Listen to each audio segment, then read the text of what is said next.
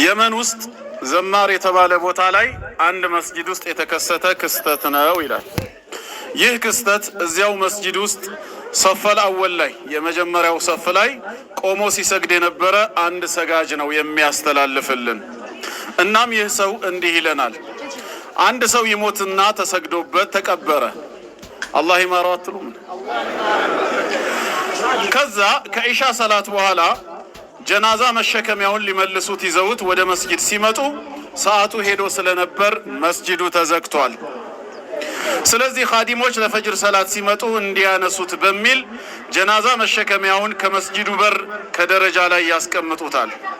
ነገር ግን ሌሊት 9 ሰዓት ተኩል አካባቢ አንድ ሰውዬ ወደ መስጂዱ ሲመጣ መስጂዱ ዝግ ሆኖና በረንዳው ተከፍቶ አገኘው። የተወሰነ ቢጠብቅም መስጂዱን የሚከፍትለት ሰው አጣ። ብርዱ በጣም ሲበረታበት ዞር ብሎ ሲያይ ጀናዛ መሸከሚያውን ካጠገቡ አገኘው። በውስጡም ብርድ ልብስ ነገር አለ። እናም ይህ ሰው አገኘው ብሎ ጀናዛ መሸከሚያው ውስጥ ብርድ ልብሱን ለብሶ ለጥ ብሎ እንቅልፉን ተኛ። አባቴ በብርድ ደንዝዞ የነበረው ሰውነቱ ትንሽ ምቾት ሲያገኝ ነፍሱንም ማያውቅ ለጥ ብሎ ተኝቶልሃል። ትንሽ እንደቆየ የመስጂዱ ኻዲም መጥቶ መስጂዱን ሊከፍት ሲል በረንዳ ላይ ከጀናዛ መሸከሚያው ላይ የተኛ አንድ ሰውዬ ይመለከታል። ከፈጅር በኋላ ሊሰገድበት ያመጡት ጀናዛ መሰለው። ከኋላውም ሌሎች ሰዎች መጥቶ ግማሹ ሽንት ቤት፣ ሌላው ውዱእ ሊያደርግ ይሄዳሉ። ይህ በረንዳ ላይ ተኝቶ የሚያዩት ሰውዬ ወይም ጀናዛ ደግሞ ሁሉም ቀድሞውኝ የመጡ ሰዎች ሊሰገድበት ያመጡት ጀናዛ ነው ብሎ ያስባል በውስጡ። በዚያ ላይ ፈጅር ነው። ሰው ከእንቅልፉ ተነስቶ እየመጣ ነው ያለው። ገና በደንብ ያልነቃ ህዝብ ነው። ሊሰገድበት የመጣ ጀናዛ ይሆናል በማለት ተጋግዘው ወደ መስጂድ ኢማሙ ጋር ወደ ሚህራብ አስገቡት። ብርድ የቀጠቀጠው ሰውዬ ሲሸከሙት አያውቅ ተኝቷል። ሰዎቹም የማን ይሁን ብለው አይጠይቁ፣ ገና ከእንቅልፋቸው በደንብ አልነቁም። እናም ተሸክመው መስጊድ ውስጥ አስገቡት።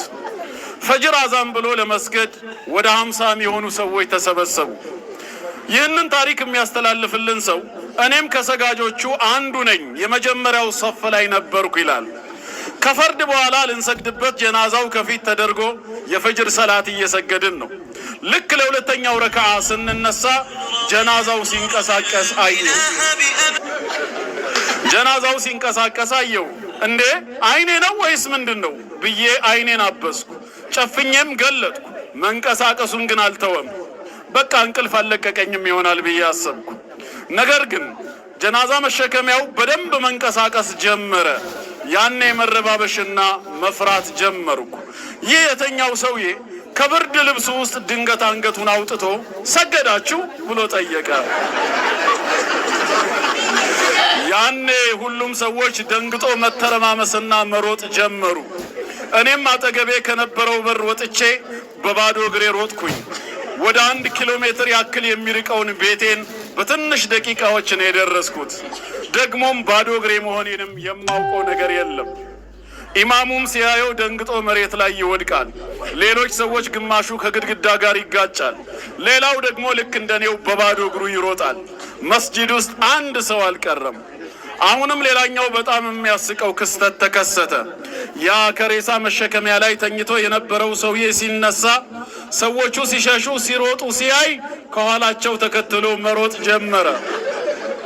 እናንተ ምን ሆናችሁ ነው? ቅያማ ቆሞ ነው እንዴ እያለ ከኋላቸው መሮጥ ጀመረ።